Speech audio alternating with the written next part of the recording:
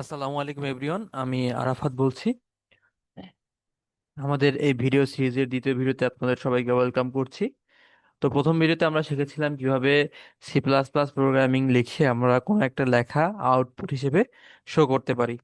এবং এরপরে হচ্ছে আমরা ডেটা টাইপ এবং ভেরিয়েবল সম্পর্কে জেনেছিলাম, এবং হচ্ছে কিভাবে ডেটা টাইপ ডিক্লেয়ার করতে হয় সেগুলো আমরা দেখেছিলাম, এবং সেই ডিক্লারেশন করার পরে কিভাবে ওই ভেরিয়েবলটাকে আউটপুট দিতে হয় সেগুলো আমরা দেখেছিলাম। তবে আমরা হচ্ছে ফ্লট পর্যন্ত দেখেছিলাম। তো আমরা হচ্ছে আজকে ডাবল একটু দেখব, এবং এরপরে হচ্ছে আমরা চলে যাব কিভাবে ইউজার থেকে আমরা ইনপুট নিতে পারি। এরপর হচ্ছে আমরা অপারেটর সম্পর্কে জানবো।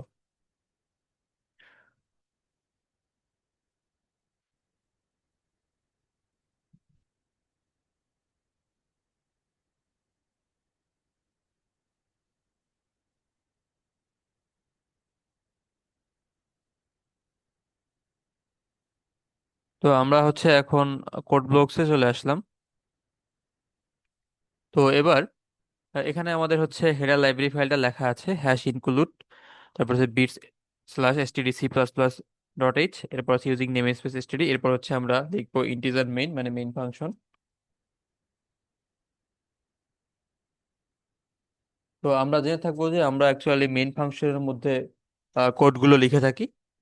তো হচ্ছে এখন আমরা শিখবো ডাবল টাইপ ভেরিয়েবল। ঠিক আছে, তো ডাবল টাইপ ভেরিয়েবল আমরা জানি যে কোনো একটা ভেরিয়েবল ডিক্লেয়ার করতে হলে প্রথমে তার টাইপটা লিখে নিতে হয়। তো আমরা যেটা ডাবল টাইপ নিয়ে এখন জানবো। তো আমরা এর টাইপটা লিখে নিলাম, এরপরে ভেরিয়েবলের নাম। তো আমি লিখলাম হচ্ছে এখানে আমার ধরেন এক্সামের নাম্বার, ওকে, নাম্বার। তো ডাবল টাইপ এখন আমি এখানে ডিক্লেয়ার করলাম। এখন ডাবল টাইপ যখন আমি ডিক্লেয়ার করছি তখন কম্পিউটার মেমোরিতে এই ডাবল টাইপের জন্য একটা জায়গা বরাদ্দ হয়ে গেছে, তাই না? এই ভেরিয়েবলটার জন্য একটা জায়গা বরাদ্দ হয়েছে, কারণ আমরা জানি ডাবল ডেটা টাইপের সাইজ হচ্ছে 8 বাইট। যখন আমি ডাবল টাইপের একটা ভেরিয়েবল ডিক্লেয়ার করছি তখন কম্পিউটারের মেমোরিতে 8 বাইট সমপরিমাণ একটা জায়গা নিয়ে নিচ্ছে এই ভেরিয়েবলটা। তো এরপর হচ্ছে আমরা যদি নাম্বারের মধ্যে আমি আমার নাম্বার রাখলাম, কথার কথা আমার নাম্বার হচ্ছে 88.5। তো রাখলাম, দেখেন এটা হচ্ছে একটা ফ্র্যাকশনাল নাম্বার। ডাবল এবং ফ্লট এই দুইটা ডেটা টাইপ আসলে কাজ করে ফ্র্যাকশনাল নাম্বার নিয়ে। তো আমরা বলতে পারি যে ফ্লট ইউজ করলেই তো হয়, কেন আমরা ডাবল ইউজ করব? এখানে একটা ব্যাপার আছে, প্রিসিশনের ব্যাপার। যেহেতু ফ্লটের সাইজ ছোট 4 বাইট, ডাবলের সাইজ হচ্ছে 8 বাইট, সেক্ষেত্রে আমরা যখন বড় বড় নাম্বার নিয়ে কাজ করব তখন কিন্তু আমাদের ডাবল টাইপের একটা ভেরিয়েবল নিতে হবে। এই জন্যই আমরা ডাবলের ইউজটা এখন দেখতেছি। তো আমি এখানে ছোট একটা নাম্বারই রাখলাম, চাইলে আমরা অনেক বড় একটা নাম্বার রাখতে পারি। তো আমরা হচ্ছে এখন যদি এটা একটু প্রিন্ট দিই, যেহেতু আমরা হচ্ছে কোনো কিছু কিভাবে আউটপুট দেখায় তো সেটা শিখছিলাম, তাহলে আমরা এখন নাম্বার নামক ভেরিয়েবলটাকে একটু আউটপুট দিয়ে দেখি যে আসলে কাজ করে কিনা। তো সি আউট লিখতে হয়, এরপরে এই যে লিখলাম আমরা, এটা হচ্ছে আমাদের আউটপুট অপারেটর। এই যে লেস দেনের মতো করে দুইটা চিহ্ন আমরা দিলাম, এটাকে বলা হয় আউটপুট অপারেটর। তো আউটপুট অপারেটরের মধ্যে আমরা কি করব, এই ভেরিয়েবলটার নামটা আমরা দিয়ে দিব। তো আমাদের ভেরিয়েবলটা হচ্ছে নাম্বার ভেরিয়েবল, নাম্বার নামক ভেরিয়েবল। আচ্ছা, এরপরে আমরা চাইলে হচ্ছে ইন্ডেল ইউজ করতে পারি, তো আমরা ইন্ডেল ইউজ করলাম। ওকে, এবার দেখি আমরা প্রোগ্রামটাকে যদি রান করি কি হয় আসলে।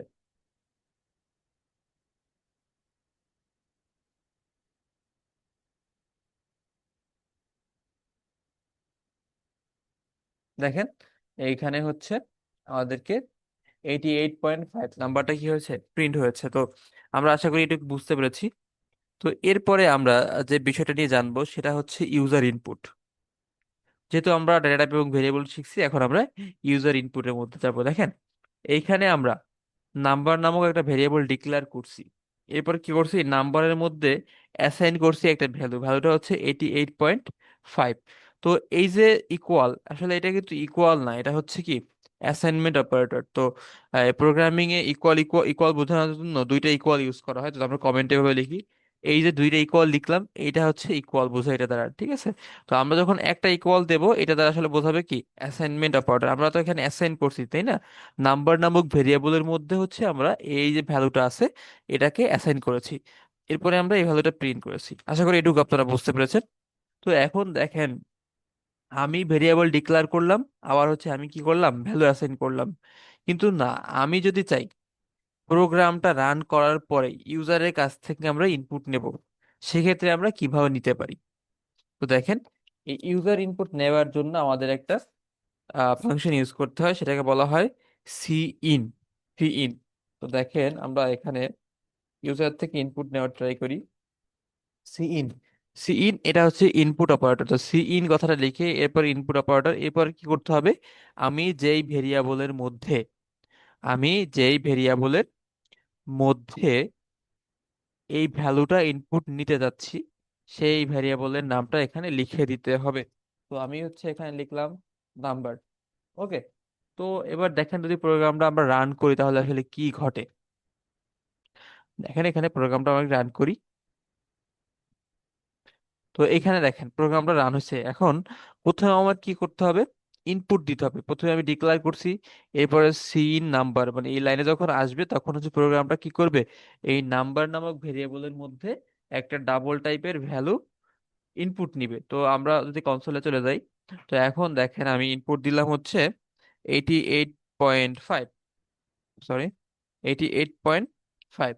ওকে, এখন আমি এন্টার বাটন প্রেস করলে 88.5 কি হচ্ছে এখানে, প্রথমে ডিক্লার হয়েছে, এরপর হচ্ছে ইনপুট নিছে, এরপর আবার ওই ভ্যারিয়েবলের মধ্যে যে ভ্যালুটা আছে সেটাকে আবার কি করছে, আউটপুট করছে। তো এই বিষয়টা আশা করি আপনারা ক্লিয়ার হয়ে গেছেন। তাহলে আমরা কি করতে পারি, এই যে সি ইন দিয়ে আমরা কোনো ভ্যারিয়েবলের জন্য ইউজার থেকে ভ্যালু ইনপুট করতে পারি। তো আবার হচ্ছে আমরা ডাবল টাইপ দেখলাম, আমি যদি এখানে ইন্টিজার টাইপ দিয়ে দেই, আমি এখানে ইন্টিজার নাম্বার, হ্যাঁ ইন্টিজার লিখলাম, ইন্টিজার নাম্বার।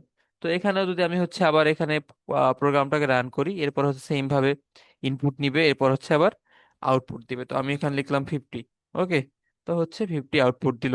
তো এটা যদি আমরা আরো একটু বোধগম্য করতে চাই, তো আমি এখানে ভেরিয়েবল ডিক্লেয়ার করার পরে একটা মেসেজ শো করতে পারি, তাই না।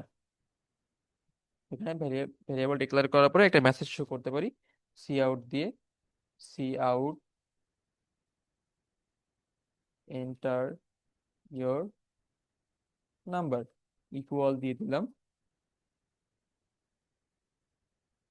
তো এটা লেখার পরে আসলে প্রোগ্রামটা কেমন হবে যদি একটু বলার চেষ্টা করি, সেটা হচ্ছে প্রথমে ভেরিয়েবল ডিক্লেয়ার হয়েছে, এবারে cout enter your number, যখন এই লাইনটা এক্সিকিউট হবে তখন আমাকে দেখাবে আউটপুটে এন্টার ইওর নাম্বার। তারপর হচ্ছে এখানে সে ইনপুট নিবে, ঠিক আছে। তো আমি যখন নাম্বার দেব সেই নাম্বারটা ইনপুট নিবে, এরপর হচ্ছে কি নাম্বারটা আউটপুট করবে। তো আমি এখানে যদি রান করি কোডটা এখন, এই যে এন্টার ইওর নাম্বার, এরপর আমরা নতুন লাইনে চলে আসছি। নতুন লাইনে আসার কারণ আশা করি আপনারা বুঝতে পেরেছেন এবং জানেন এই সম্পর্কে, যে ইন্ডেল ইউজ করছি আমরা এখানে, এই লাইনটার পরে আমরা কি করছি, ইন্ডেল ইউজ করছি। তখন কি হয়েছে, এই নতুন লাইনে চলে এসেছে। তো আমরা এখন আমার নাম্বারটা ইনপুট দিতে হয় 22, আউটপুট হচ্ছে 22। বিষয়টা আশা করি বুঝতে পারছেন। এখন আমি এই আউটপুটের আগে আর একটা মেসেজ যদি শো করতে চাই, তখন আমার কি করতে হবে, তখন আমার যেটা করতে হবে যে আমি লিখলাম যে মাই নাম্বার ইজ, হ্যাঁ মাই নাম্বার ইজ লিখলাম। তো এই সি আউটে এসে প্রথমে এইটুকু আউটপুটে দেখাবে, এরপরে যাবে এখানে, তখন দেখবে যে নাম্বার ভেরিয়েবল, তো নাম্বার ভেরিয়েবলের মধ্যে আমরা যে নাম্বারটা ইনপুট দিয়েছিলাম সেই নাম্বারটা এখানে সরাসরি আউটপুটে দেখাবে। তো বিষয়টা আশা করি আপনারা বুঝতে পেরেছেন, এভাবে আমরা যে কোনো কিছু ইনপুট নিতে পারি এবং কি করতে পারি, আউটপুট হিসেবে দেখাতে পারি। তো এরপরে হচ্ছে আমাদের কাজ, আমরা যেখানে যাবো সেটা হচ্ছে অপারেটর। তো আমাদের অনেক টাইপের অপারেটর রয়েছে, অ্যাসাইনমেন্ট অপারেটর, অ্যারিথমেটিক অপারেটর। তো প্রথমে আমরা হচ্ছে অ্যাসাইনমেন্ট অপারেটর নিয়ে জানবো। তো অ্যাসাইনমেন্ট অপারেটর নিয়ে জানার আগে দেখেন আমরা তো অবশ্যই ভেরিয়েবল ডিক্লারেশনটা বুঝি এবং জানি। তো আমি এই যে ইন্টিজার টাইপের একটা ভেরিয়েবল ডিক্লেয়ার করলাম, ভেরিয়েবলের নাম হচ্ছে নাম্বার। তো ইন্ট নাম্বার যখন লিখছি তখন কম্পিউটারের মেমোরিতে নাম্বার নামক ভেরিয়েবলের জন্য ইন্টিজার টাইপ, যেহেতু ডাটা টাইপ, সেহেতু 4 বাইটের একটা কি হয়েছে, জায়গায় নিয়ে নিছে নাম্বার। এরপরে আমি যখন যদি লিখি এখানে নাম্বার ইকুয়াল 10, এই যে আমি নাম্বার ইকুয়াল 10 লিখলাম, মানে আসলে কি করলাম, এই নাম্বারের মধ্যে আমি 10 রাখলাম। এই যে 10 যে রাখলাম নাম্বারের মধ্যে, এই বিষয়টাকে বলা হয়ে থাকে অ্যাসাইনমেন্ট। ঠিক আছে, তো এইটাকে বলা হয় অ্যাসাইনমেন্ট অপারেটর, একটু আগে আমি বলেছি, আবারও রিপিট করতেছি, যে এই যে এখানে আমরা ইকুয়ালটা দেখতেছি এটা হচ্ছে কি অ্যাসাইনমেন্ট অপারেটর। তো যখন আমরা একটা ভেরিয়েবলের মধ্যে এভাবে ভ্যালু অ্যাসাইন করব, সেটা করবো কার মাধ্যমে, এই অ্যাসাইনমেন্ট অপারেটরের মাধ্যমে। তো আমরা আশা করি অ্যাসাইনমেন্ট অপারেটর চিনতে পারছি।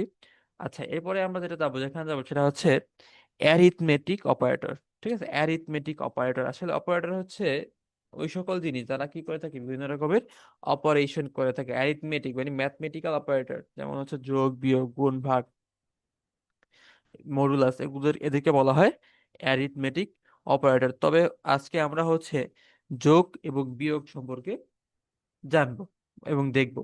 দেখেন, আমাকে যদি বলা হয় যে দুটি সংখ্যার যোগফল বের করার জন্য একটা প্রোগ্রাম লেখো, দুটি সংখ্যার যোগফল বের করার জন্য একটা প্রোগ্রাম লেখো, বা দুটি সংখ্যা আছে আমার কাছে, ধরেন 10 আর হচ্ছে 10, 10 এবং 12, ওকে। তো আমি যদি এই দুটি সংখ্যার যোগফল বের করতে চাই, তাহলে আমি কি করতে পারি? সি আউট, সি আউট 10 যোগ 12 করলাম, তাহলে এখানে কি আউটপুট হবে? দেখেন, এখানে সি আউট হবে, তাই না? এটা হচ্ছে সি আউট অপারেটর দিয়ে আমরা কি করি, আউটপুট দেখাই। তো এখানে যখন আসবে তখন দেখবে 10 যোগ 12, 10 এর সাথে যোগ আছে কত, 12, তাহলে এই যোগ ফলটাই কি হবে আমাকে আউটপুটে দেখাবে। তাহলে আমি এই যে এখানে রান করলাম, দেখেন এখানে কি দেখাচ্ছে, 10 + 12 মানে কি 22, এখানে আমাকে আউটপুটে 22 দেখাচ্ছে। তাহলে এই হচ্ছে আমাদের যোগ অপারেটরের কাজ। এখন এটা তো আমরা সরাসরি যোগ করলাম, চাইলে আমরা ভেরিয়েবলের মাধ্যমে করতে পারি। ধরেন আমি ইন্টিজার এ লিখলাম, একটা ভেরিয়েবল ডিক্লেয়ার করলাম, ইন্টিজার বি একটা ভেরিয়েবল ডিক্লেয়ার করলাম, এরপরে লিখলাম হচ্ছে এ ইজ ইকুয়াল 10 এবং বি ইজ ইকুয়াল 12, মানে ভেরিয়েবল ডিক্লেয়ার করলাম, এরপরে এসে আমরা কি করলাম, ভেরিয়েবলগুলোর মধ্যে ভ্যালু অ্যাসাইন করলাম। তো এইটা হচ্ছে ডিক্লারেশন, আর এটা হচ্ছে কি, অ্যাসাইনমেন্ট। তো ভ্যালু অ্যাসাইন করলাম। এখন যদি আমরা লিখি সি আউট এ প্লাস বি, তাহলে কি হবে? তাহলে সেম ভাবে আমাদেরকে এই যোগফলটাই দেখাবে আগের মতো করে। তো দেখেন, আমি যদি কোডটা রান করি, তাহলে আমি এখানে দেখতে পারবো A+B 22। এই গেল একটা পদ্ধতি, হ্যাঁ, যোগ করার। এখন দেখেন, আমরা একটা কাজ করেছি, সেটা হচ্ছে যে প্রথমে ডিক্লেয়ার করছি, এরপরে হচ্ছে ভেরিয়েবলের মধ্যে ভ্যালু অ্যাসাইন করছি। কিন্তু এই কাজটা কিন্তু আমরা চাইলে এক লাইনেই করতে পারি। কিভাবে করতে পারি? এই যে ডিক্লেয়ার করলাম ইন্টিজার a ইজ ইকুয়াল 10 লিখে দিতে পারি, এরপরে হচ্ছে ইন্টিজার b ইজ ইকুয়াল আমরা এখানে 12 লিখে দিতে পারি, হয়ে গেল। কিন্তু তাহলে আমার কি এটার দরকার নাই। তাহলে আমরা এখন আবার এই কোডটাকে যদি রান করে দেখি, তাহলে কি হবে? এই যে রান করলাম, ওকে, এই সেম ভাবে আমাদের কি করছে, সঠিকভাবে একদম যোগফলটা আমাদেরকে প্রদর্শন করেছে। তো এই একটা বিষয় গেল। এখন চাইলে আমরা এই লাইনটাও না লিখেও পারি, আমরা চাইলে সরাসরি এখানে কমা দিয়ে বি লিখলাম, তাহলে বিও কি এখানে ডিক্লেয়ার হয়ে গেল। এবার ইকুয়াল দিয়ে আমি এখানে 12 লিখলাম, তাহলে এ বি ডিক্লেয়ার হলো, সাথে সাথে কি হলো, এ এবং বি এর মধ্যে ভেরিয়েবল, সরি, ভ্যালু অ্যাসাইন করা হয়ে গেল। সেক্ষেত্রে আমাদের আর এই লাইনটা লিখতে হবে না। তাহলে এবার আমরা যদি এইটাকে রান করি কোডটাকে, দেখেন এখানে দেখতে পাবো 22। ওকে, তো আমরা আসলে কয়েকটা জিনিস শিখলাম, সেটা হচ্ছে কি, কত ভাবে ভেরিয়েবল ডিক্লেয়ার করা যায় এবং ভ্যালু অ্যাসাইন করা যায়। ওকে, তো হচ্ছে এইটা গেল একটা বিষয়। ও, আমরা যেহেতু অ্যাসাইনমেন্ট অপারেটর সম্পর্কে জানছি, এখানে আরেকটা বিষয় জানতে হবে। দেখেন, এখানে a is equal 10, b is equal কি 12, আমি যদি আবার লিখি b ইজ ইকুয়াল 13, হ্যাঁ, তাহলে কি হবে, এই যে বি এর মধ্যে যে 12 আছে, এটা ওভাররাইট হয়ে বি এর মধ্যে এখন স্টোর হবে কত, 13। দেখেন, আমরা যদি হচ্ছে এখন যোগফলটা একটু করে দেখি, এই যে 23 হয়ে গেছে। 23 হলো কিভাবে, 13 যোগ 10, 23। তো আমরা যখন প্রথমে বি এর মধ্যে 12 রাখছিলাম, তখন ছিল 12, যখন পরবর্তীতে আমি আবার বি এর মধ্যে 13 রাখলাম, তখন কি হয়ে গেছে, বি এর মধ্যে এই 13 ভ্যালুটা ওভাররাইট হয়ে গেছে। এই বিষয়টা আমরা আসলে, এটা একটা গুরুত্বপূর্ণ বিষয়, আমরা খেয়াল রাখার চেষ্টা করব। ওকে, তাহলে আমরা কি করলাম, যোগ করা শিখলাম, ডিক্লেয়ার করা, ভ্যালু অ্যাসাইন করা, এবং সেটা কি, সেই দুইটা ভ্যালু যোগফল আকারে আউটপুট দেওয়া শিখলাম। তো এখন যেহেতু আমরা আউটপুট দেওয়া শিখছি, এখন বিষয়টা হচ্ছে আমাদেরকে বললো যে ইউজারের কাছ থেকে, আচ্ছা, আর একটা বিষয় আমরা এখানে দেখি, যে আমরা A is equal 10, B is equal 12, এরপরে আউটপুট করেছি এ যোগ বি। কিন্তু আমরা যদি চাই ইন্টিজার টাইপের আরেকটা ভেরিয়েবল নেব, ভেরিয়েবল নিয়ে এটার মধ্যে ধরেন হচ্ছে সাম নামক একটা ভেরিয়েবল নিলাম, সামের মধ্যে আমরা রাখলাম এ প্লাস বি। এখন কি হবে, আমরা যদি এখন শুধু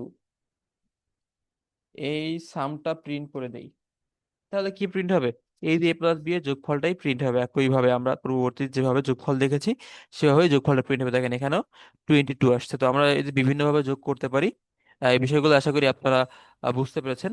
এখন দেখেন, এখানে আমি কি করছি, ভেরিয়েবল আমি ডিক্লেয়ার করছি, আবার আমি ভ্যালু অ্যাসাইন করছি, এরপর আমি কি করছি, যোগফলটাকে প্রদর্শন করেছি। কিন্তু না, এখন আমরা শিখবো কিভাবে ইউজারের থেকে ইনপুট নিয়ে, ধরেন আমি এ আর বি এর ভ্যালুটা ইউজারের কাছ থেকে নেব এবং সেটা যোগফল প্রদর্শন করব। ঠিক আছে, এটা তাহলে প্রথমে কি করতে হবে আমাদের এক্ষেত্রে, এই যে এ আর বি আমি কি করলাম এখানে ডিক্লেয়ার করে নিলাম। এবার আমরা ইনপুট নেওয়ার জন্য শিখেছিলাম সি ইন, তাই না? সি ইন দিয়ে আমি যদি এ লিখি, এরপর হচ্ছে সি ইন দিয়ে আমি যদি বি লিখি, বি লিখলাম, তাই না?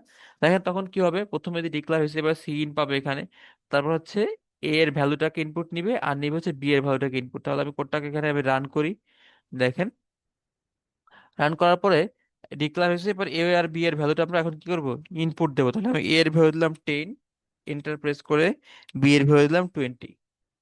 ওকে, এখন রান করে দেখেন 13 হয়ে গেছে, 30 হয়ে গেছে, 10 + 20 30 হয়ে গেছে, তাই না? তো এইভাবে আমরা ইউজারের থেকে ইনপুট নিয়েও যোগের কাজ করতে পারি। আশা করি আপনারা এটুকু বুঝতে পেরেছেন। এখন আমরা দেখব বিয়োগ। একদম ইজি, সেম ভাবে আমরা ইউজার থেকে ইনপুট নিলাম এ বি। ঠিক আছে, এরপর আমরা করলাম কি, এ বিয়োগ বি করে দিলাম। হ্যাঁ, এ বিয়োগ বি করে আমরা কার মধ্যে অ্যাসাইন করলাম, সামের মধ্যে অ্যাসাইন করলাম। এতে করে কি হবে, এ মাইনাস বি হবে, হয়ে সেই ভ্যালুটা এই সামের মধ্যে স্টোর হবে, তাই না? এরপর আমরা সাম প্রিন্ট করে দিলাম এখানে। তাহলে আমরা এ আর বি এর ভ্যালুটা আবার ইনপুট দিই, কোডটা রান করে দেখেন আমি হচ্ছে এ এর ভ্যালু দিলাম 50 এবং বি এর ভ্যালু দিলাম 10। তাহলে কি হয়ে গেছে এখানে 40 প্রিন্ট হয়েছে।